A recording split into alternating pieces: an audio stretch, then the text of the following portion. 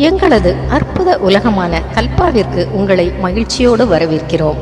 2 சூரியன்கள் கொண்ட சூரிய குடும்பத்தில் உள்ள ஒரு அற்புதமான உலகத்திற்கு சென்று வரலாம் வாருங்கள். அதற்கு முன்பாக 2 சூரியன்கள் கதையை பார்த்துவிட்டு வாருங்கள்.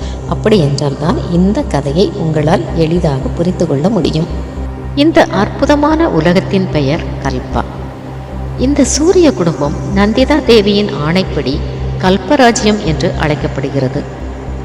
இந்த கல்பா உலகத்திற்கு அண்டவெளி ஆண்டவரும் நந்திதா சூரியனும் கொடுத்த பல வரங்களால் மிகவும் சிறப்பு பெற்று அழகாக அனைத்தும் நேர்த்தியாக அமைக்கப்பட்டு ஒரு சொர்க்கலோகம் போல் காட்சியளிக்கிறது. இங்கு வாழும் மக்கள் ஒருவருக்கொருவர் பாகுபாடின்றி மகிழ்ச்சியாகவும் அன்பாகவும் வாழ்கிறார்கள். இங்கே நவமணிகள் நெல்மணிகள் போல் குவிந்து கிடக்கின்றன. இந்த உலகத்தின் தலைவன் ரோஹி. கல்வி, கலைகள், தொழில்நுட்பம், மருத்துவம் போன்ற அனைத்து துறைகளின் தலைவர்களில் முதன்மையானவர் சத்யேந்திரர். பிரம்மதா, நந்திதா இந்த 2 சூரியன்களைத்தான் இவ்வுலக மக்கள் தெய்வமாக வழிபடுகிறார்கள். ஒரு சூரியன் உதயமாகும் பொழுது மற்றொரு சூரியன் மறைந்து விடுகிறது. இந்த தருணம்தான் இவ்வுலக மக்களின் பிரார்த்தனை நேரம். இந்த பொழுதில் பிரார்த்தனை செய்தால் அவ்வுலகமும் அவ்வுலக மக்களும் மேலும் சிறப்பு பெறுவார்கள் என்பது அவர்களது நம்பிக்கை. அவர்களது நம்பிக்கையும் உண்மையானதாகவே இருந்தது. இந்த 2 சூரியன்களுக்கு அடுத்து அவ்வுலக மக்கள் வழிபடுவது தாமினி என்னும் புனித ஆறு. இந்த ஆறு பல அதிசயங்களை உள்ளடக்கி இருக்கிறது. கல்பா உலகிற்கு மட்டுமல்ல, பிரபஞ்சத்தில் இருக்கும் பல உலகங்களோடு தொடர்பு கொண்டிருக்கிறது. இந்த ஆற்றின் கரையிலே பிரம்மாண்டமான கண்ணாடி மாளிகை ஒன்று இருக்கிறது. அந்த கண்ணாடி மாளிகை பல மர்மங்களையும் மாயங்களையும் கொண்டிருக்கிறது. அதனுள் இருக்கும் கண்ணாடி அறைகள் கடந்த காலத்தையும் எதிர்காலத்தையும் காட்டக்கூடியது. ஆனால் அங்கே யாரும் எளிதில் சென்றுவிட முடியாது. அவ்வுலக மக்களும் அதில் ஆர்வம் காட்டுவதில்லை. அதற்கான தேவையும் அவர்களுக்கு இருந்ததில்லை. திவோதாசர்கள் நமது பூமியில் உள்ள சித்தர்கள், ஞானிகள், ரிஷிகள் இவர்களை போன்றவர்களை அங்கே திவோதாசர்கள் என்று அழைக்கிறார்கள். கண்ணாடி மாளிகையே அவர்களது இருப்பிடம். அந்த உலகத்திற்கு வளர்ச்சி, மாற்றங்கள், முன்னேற்றங்கள் தேவை என்று கருதும் பொழுது அவர்கள் ரோகியின் மாளிகைக்கு வருகிறார்கள். அங்கே அனைத்து தலைவர்களையும் அழைத்து ஆலோசனை நடத்துகிறார்கள். அதன் பின்பு திவோதாசர்களின் ஆலோசனைப்படி அந்த உலகத்தில் அனைத்தும் நடைமுறைப்படுத்தப்படுகிறது. அவ்வுலக மக்கள் விதவிதமான விண்கலங்களை தயாரித்து விண்ணிலே வலம் வருவார்கள். அதுவே அவர்களது பொழுதுபோக்கும் கூட. அந்த உலகத்தின் அடையாளமாக திகழ்வது கல்பச்சக்கரா என்னும் பிரம்மாண்டமான விண்கலம். இந்த விண்கலம் அளவில் மட்டும் பெரியதல்ல, அதிவேகமாகவும் சென்று வரக்கூடியது. பிரபஞ்சத்தில் இருக்கும் எந்த உலகத்திற்கும் எளிதாக சென்று வந்துவிடும் இந்த கல்பச்சக்கரா என்னும் விண்கலம் நமது பூமிக்கும் சில முறை வந்து சென்றிருக்கிறது. இந்த விண்கலம் பல சிறு விண்கலங்களை உள்ளடக்கி செல்லக்கூடியது. இதற்கு ஒரு தனி சிறப்பு உண்டு.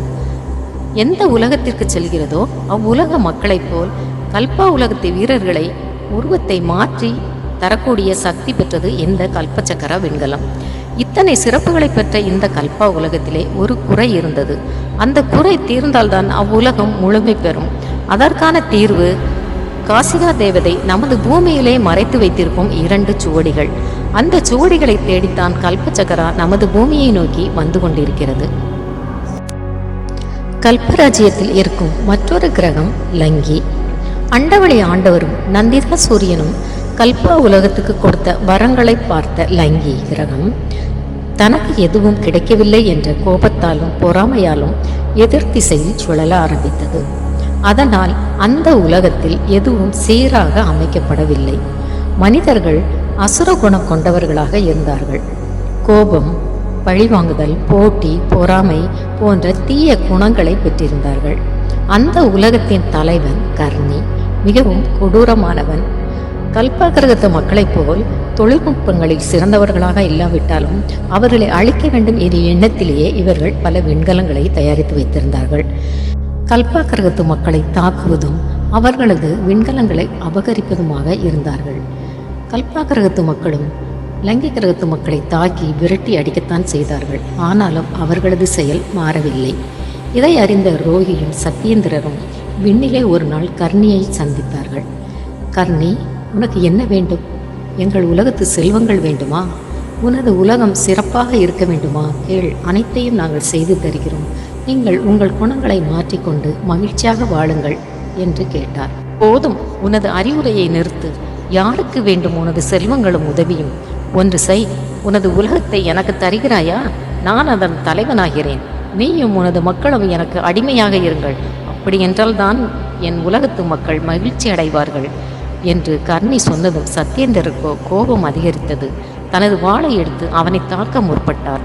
ஆனால் ரோகி அவரை தடுத்து, வேண்டாம், அவனது செயலை அவனை அழித்துவிடும், வாருங்கள் நாம் போகலாம் என்று சொல்லிவிட்டு கல்பாவிற்கு திரும்பினார்கள். அங்கே தங்களது மக்களிடம் எங்கு சென்றாலும் லங்கி கிரகத்து வழியே செல்ல வேண்டாம் என்று அறிவுறுத்தினார்கள். அன்றிலிருந்து கர்ணிக்கு எப்படியாவது இந்த கல்பா உலகத்து மக்களை பழிவாங்க வேண்டும் என்ற எண்ணம் அதிகரித்து கொண்டே இருந்தது. ஒரு நாள் தனது அசுரகுல வீரர்களை அழைத்து அந்த சத்யேந்திரரின் மகள் தானிகாவை கடத்தி வாருங்கள் என்று ஆணையிட்டான். ஆனால் தானிகாவோ மிகவும் தைரியமான பெண். தன்னை நாடி வந்த அசுரகுல வீரர்களை தாக்கி விரட்டி அடித்தாள். அவர்களோ தோல்வி பயத்தில் மிரண்டு திரும்பி ஓடினார்கள். இதனை கண்ட கர்ணிக்கோ ஆத்திரம் அதிகரித்தது. அமைதியாக இருந்தான். சரியான தருணத்திற்காக காத்திருந்தான். ஒரு நாள் தானிகா விண்ணிலே வரும்பொழுது அவளது விண்கலத்தை தாக்கி அவளை லங்கி கிரகத்துக்கு கடத்தி வந்து விட்டான். தானிகாவுக்கும் கர்ணிக்கும் கடும் சண்டை நடந்தது. இறுதியில் கர்ணி தானிகாவின் ஆயுதங்களையும் தொலைத்தொடர்பு கருவிகளையும் பறிமுதல் செய்துவிட்டு அவளை தனது மாளிகையில் உள்ள பாதாள சிறையில் அடைத்து வைத்து விட்டான். தானிகாவால் தனது தந்தையையோ கல்பா உலகத்தையோ தொடர்பு கொள்ள இயலவில்லை. தானிகாவை கர்ணி கடத்தி சென்று விட்டான் என்ற செய்தியை அறிந்ததும் மக்கள் கொந்தளித்தார்கள். தலைவரிடம் ஓடினார்கள். ஆணையிடுங்கள், இப்பொழுதே லங்கி கிரகத்துக்கு சென்று கர்ணியை அழித்துவிட்டு நமது தானிகாவை மீட்டு வருகிறோம் என்றார்கள். ஆனால் தலைவர் ரோகியோ மக்களிடம், பொறுமையாக இருங்கள், நாம் அவசரப்பட்டால் கர்ணியால் தானிகாவுக்கு ஆபத்து ஏற்படலாம். அதனால் நாம் இதை சாதுரியமாகத்தான் கையாள வேண்டும் என்றார். அடுத்து சத்யேந்திரரை அழைத்த ரோகி வீரர்களை கல்பச்சக்கராவில் உடனே லங்கிக்கு அனுப்புங்கள் என்றார். சத்யேந்திரரோ நானே செல்கிறேன் என்று சொல்லிவிட்டு வீரர்களுடன் லங்கிக்கு சென்றார். லங்கிக்கு சென்றவர்கள் கர்ணியின் கோட்டையை கண்டுபிடித்தார்கள். ஆனால் அந்த கோட்டையோ மலைகளால் உருவாக்கப்பட்டிருந்தது. இத்தனை பெரிய கோட்டைக்குள் நுழைவதென்பது அத்தனை எளிதல்ல. ஆனால் இவர்கள் முயன்றும் அவர்களால் முடியவில்லை. கல்பாவிற்கு திரும்பியவர்கள் ரோகியிடம் அதனை தெரிவித்தார்கள். சரி, நாம் அடுத்த முயற்சியில் ஈடுபடலாம். கண்ணுக்கு புலப்படாத விண்கலங்களை தயாரித்து கொண்டிருக்கிறோமே, அதை விரைவில் முடியுங்கள் என்று சொன்னார். வீரர்களும் அந்த விண்கலங்களை உருவாக்குவதில் தீவிரமாக ஈடுபட்டார்கள். லங்கியிலே கர்ணி தானிகாவை பலவந்தமாக திருமணம் செய்து கொண்டான். தானிகா எத்தனை போராடியும் அவனிடமிருந்து விடுபட முடியவில்லை. கண்ணில் கண்டவர்களை எல்லாம் தாக்கி கொண்டிருந்தாள். இதனை பார்த்த கர்ணி இவளை இப்படியே விடக்கூடாது என்று நினைத்தவன் அசுரகுல பணிப்பெண்களை அழைத்து இவளை மயக்க நிலையிலேயே வைத்திருங்கள் என்று ஆணையிட்டான். தானிகா எப்பொழுதும் மயக்க நிலையிலேயே வைக்கப்பட்டிருந்தாள். ஒரு நாள் அவள் கர்ப்பமுற்றாள். பல மாதங்கள் கழித்து அவளுக்கு ஒரு அழகான ஆண் குழந்தை பிறந்தது. அது அசுரகுல குழந்தையைப் போல் அல்லாமல் தானிகாவைப் போல் வசீகரமாகவும் அழகாகவும் இருந்தது. தனது சதித்திட்டம் நிறைவேறப் போகிறது என்ற மகிழ்ச்சியில் இருந்த கர்ணி அக்குழந்தையை எடுத்துக்கொண்டு கல்பாவில் உள்ள தாவணியாற்ற கரையிலே போட்டுவிட்டு திரும்புகிறான். இதனை பார்த்த அவ்வுலக மக்கள் அவனை தாக்குவதற்கு முயல்கிறார்கள். ஆனால் கர்ணியோ மின்னல் வேகத்தில் சென்று மறைந்து விடுகிறான். குழந்தையை பார்த்த மக்கள் ஆச்சரியமடைகிறார்கள். யார் இந்த குழந்தை? கர்ணியன் இக்குழந்தையை இங்கே போட்டுவிட்டு போகிறான் என்று ஒருவருக்கொருவர் பேசிக் கொண்டிருக்கும் பொழுது சத்யேந்திரர் அங்கே வருகிறார். அவருக்கோ குழந்தையை பார்த்ததும் அதிர்ச்சி ஏற்பட்டது. இந்த குழந்தை அசுரகுல குழந்தை போல் இல்லையே, நமது உலகத்து குழந்தை போல் அல்லவா இருக்கிறது? கர்ணி ஏதோ தீய செயல் புரிந்திருக்கிறான். முதலில் தானிகாவை மீட்டு வர வேண்டும், அதன் பின்பு அவனுக்கு ஒரு பாடம் கற்பிக்க வேண்டும் என்று நினைத்து கொண்டே குழந்தையை எடுத்துக்கொண்டு ரோகியிடம் செல்கிறார் சத்யேந்திரர். அனைத்தையும் புரிந்து கொண்ட ரோகி, சத்யேந்திரரே, இந்த குழந்தை மாளிகையிலேயே வளரட்டும். நாங்களே இவனுக்கு தாய் தந்தையாக இருக்கிறோம். சக்தி என்று இவனுக்கு பெயரிடுவோம். எந்த சூழ்நிலையிலும் இவனது பிறப்பின் ரகசியம் இவனுக்கு தெரிவிக்கப்படக்கூடாது என்றார். பின்பு சத்யேந்திரரிடம், நமது புதிய விண்கலங்கள் தயாராகிவிட்டதல்லவா, உடனே கிளம்புங்கள் லங்கிக்கு. முதலில் தானிகாவை பத்திரமாக மீட்டு வாருங்கள். சுவடிகள் நமக்கு கிடைத்த பின்பு கர்ணிக்கு பாடம் புகட்டுவோம். ஏற்கனவே அந்த அசுரர்களால் தான் நாம் முதலில் சுவடிகளை தவறவிட்டோம். இம்முறை நாம் மிகவும் கவனமாக இருக்க வேண்டும். சென்று வாருங்கள் என்றார். சத்யேந்திரரும் சில வீரர்களும் கண்ணுக்கு புலப்படாத அந்த புதிய விண்கலங்களில் லங்கிக்கு சென்றனர். கர்ணியின் கோட்டையிலே சிறை வைக்கப்பட்டிருக்கும் தானிகாவை மீட்டுக்கொண்டு கல்பாவிற்கு திரும்பினார்கள். தனது உலகிற்கு திரும்பி வந்தோம் தானியாவின் மனமோ அமைதி பெறவில்லை. குழப்பத்திலும் வேதனையிலும் பெரும் துயரத்தில் ஆழ்ந்தாள். எத்தனை பேர் ஆறுதல் சொல்லியும் அவள் மனம் ஆறுதல் அடையவில்லை. தனக்கு நேர்ந்த இந்த தீய செயலை அவள் ஒரு அசிங்கமாகவும் அவமானமாகவும் நினைத்தாள். ஒரு அசுரனுக்கு மனைவியாக, அவனுக்கு ஒரு குழந்தை, இத்தனை தீங்குகள் எனக்கு நேர்ந்த பின்பும் நான் இன்னும் உயிரோடு இருக்க வேண்டுமா என்று எண்ணினாள். நேராக கண்ணாடி மாளிகைக்குள் ஓடினாள். அங்கிருக்கும் மாயக் கண்ணாடியிடம், ஏய் மாயக்கண்ணாடியே, எனது மகனின் எதிர்காலத்தை காட்டு என்றாள். சக்தியின் எதிர்காலம் அங்கே காட்டப்பட்டது. சக்தியின் எதிர்காலம் இப்படித்தான் இருக்கும் என்று மாயக்கண்ணாடி காட்டியதை பார்த்த தானிகாவின் மனமோ பதறி துடித்தது. வேகமாக வெளியே ஓடி வந்தவள் நேராக தாமினி ஆற்றுக்கு சென்றாள். ஏய் தாமினி தாயே, பிரம்மதா நந்திதா சூரியன்களின் சாட்சியாக இருப்பவளே, எனக்கு தீய செயல் புரிந்த அந்த கர்ணியும் அவனது உலகமும் எனது மகனுக்கு நேரும் அந்த துயர நாளில் எரிந்து சாம்பலாகட்டும்.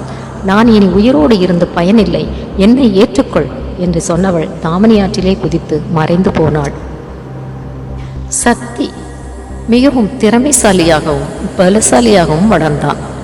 கர்ணி சக்தியின் ஒவ்வொரு செயலையும் கூர்மையாக கவனித்து கொண்டிருந்தான். ஆனால் சக்தி கர்ணியையோ அசுரகுலத்தவர்களையோ சந்தித்து விடக்கூடாது என்பதில் சத்யேந்திரர் மிகவும் கவனமாக இருந்தார்.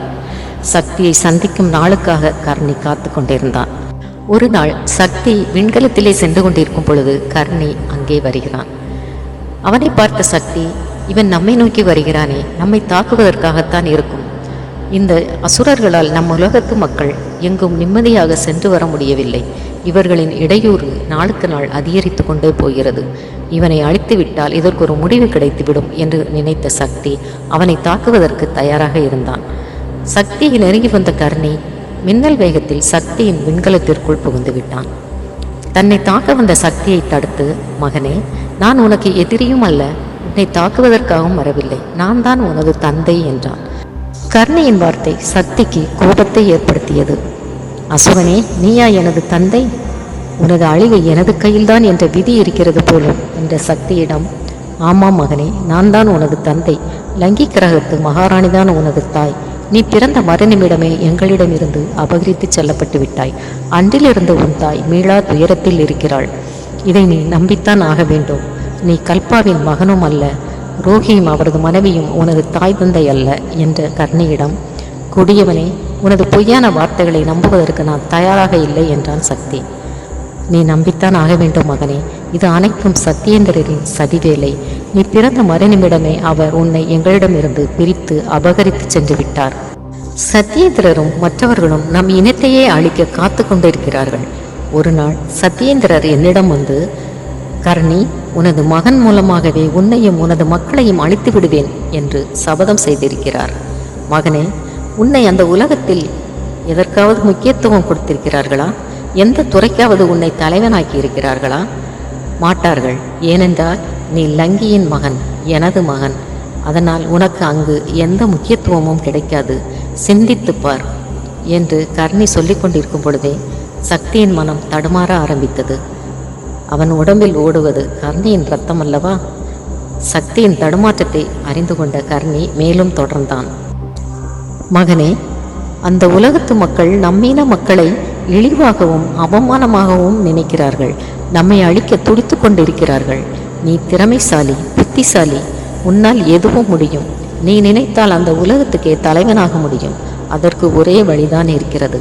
காசிகா தேவதை பூமியில் மறைத்து வைத்திருக்கும் அந்த 2 ஜோடிகளையும் எடுத்து வந்து விட்டால் இந்த 2 உலகங்களுக்கும் நீ தலைவனாக முடியும். சிந்தித்துப்பார் மகனே. நீ இந்த வெற்றியை பெற்ற பின்பே உனது தாய் உன்னை சந்திப்பாள் என்று சிறு உண்மையோடு பெரும் பொய்களை கலந்து சக்தியின் மனதிலே விஷத்தை தூவிவிட்டு அங்கிருந்து சென்றான் கர்ணி. சக்தியோ பெரும் குழப்பத்துடன் கல்பாவிற்கு திரும்பினான். கர்ணி சொல்வது உண்மையாக இருக்குமோ? இதை எப்படி உறுதி செய்வது என்று நினைத்தவன் கண்ணாடி மாளிகைக்கு செல்ல தீர்மானித்தான். கண்ணாடி மாளிகையோ பிற உலகத்தவரை அனுமதிக்காது என்பது அவனுக்கு தெரியும். ஆம், அவனையும் அங்கே அனுமதிக்கவில்லை. தான் கர்ணியின் குழந்தைதான் என்பதை அவன் முடிவு செய்தான். ஆனால் ஜோடிகளை எடுக்கும் வரை எதுவும் காட்டிக்கொள்ளக்கூடாது என்று அமைதியாக இருந்தான். ஆனால் சத்யேந்திரருக்கு அனைத்தும் தெரிந்துவிட்டது. அவனிடம் கர்ணியை சந்தித்ததை பற்றி கேட்டார். ஆனால் அவன் எதுவும் சொல்லவில்லை. சத்யேந்திரருக்கு பயம் ஏற்பட்டது. இவனால் இந்த உலகத்திற்கு எதுவும் தீங்கு ஏற்பட்டு விடுமோ என்று நினைத்தார். இந்த தருணத்தில் திவோதாசர்கள் கண்ணாடி மாளிகையிலிருந்து வெளிவந்தார்கள். ரோகியின் மாளிகையிலே பெரும் கூட்டம் ஒன்று நடைபெற்றது. இந்த உலகம் முழுமை பெறும் காலம் வந்துவிட்டது. பூமியில் மறைத்து வைக்கப்பட்டிருக்கும் அந்த 2 சுவடிகள் நம் உலகிற்கு வரவேண்டிய தருணம் இது. கல்பச்சக்கராவையும் தகுந்த வீரர்களையும் உடனே பூமிக்கு அனுப்புங்கள் என்று திவோதாசர்கள் சொன்னார்கள். உடனே ரோகியும் உடனடியாக செய்கிறோம், சக்தியும் ஆதவனும் செல்லட்டும் என்றார். ஆதவன் மருத்துவத்துறையின் தலைவன், மிகுந்த திறமைசாலி, சக்தியின் நண்பன். ரோகி சொன்னதும் சத்யேந்திரர் சக்தியை அனுப்ப வேண்டாம் என்றார். ஆனால் திவோதாசர்கள் சக்தியை செல்லட்டும், அவனது விதி பூமியிலும் எழுதப்பட்டிருக்கிறது. சுவடிகள் நம் உலகத்தை விரைவில் வந்து சேரும், ஆனால் அது சக்தியின் மூலமாக அல்ல. இந்த உலகம் மேலும் சிறப்பு பெறவும் இவ்வுலக மக்கள் மகிழ்ச்சியாக வாழவும் எங்களது வாழ்த்துக்கள். அனைத்து நற்செயல்களும் வெற்றிகரமாக அமையட்டும் என்று சொல்லிவிட்டு திவோதாசர்கள் அங்கிருந்து சென்று விட்டார்கள். ஆதவனையும் சக்தியையும் சுமந்து கொண்டு கல்பச்சக்கரா பூமியை நோக்கி வந்து கொண்டிருக்கிறது. யார் இந்த காசிகா தேவதை? அந்த 2 சுவடிகளில் மறைந்திருக்கும் மர்மம்தான் என்ன? அந்த சுவடிகள் ஏன் பூமியில் மறைத்து வைக்கப்பட்டது? பார்க்கலாம் மற்றொரு கதையில். நன்றி, வணக்கம். சப்ஸ்கிரைப் பண்ணாதவங்க சப்ஸ்கிரைப் பண்ணிடுங்க.